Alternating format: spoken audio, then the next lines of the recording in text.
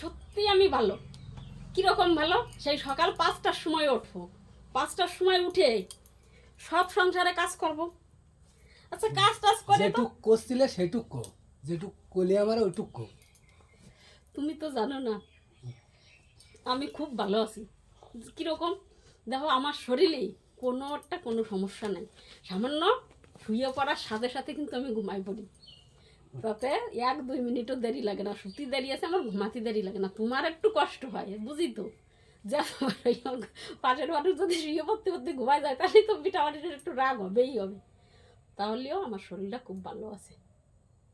আর এই যে বয়স হয়ে যাচ্ছে, অনেক সামান্য একটু পিঠ ব্যথা, একটু পাও ব্যথা, একটু হাত ব্যথা, এর কোনো সমস্যা নাই। এটা তো সবারই শরীরে আছে।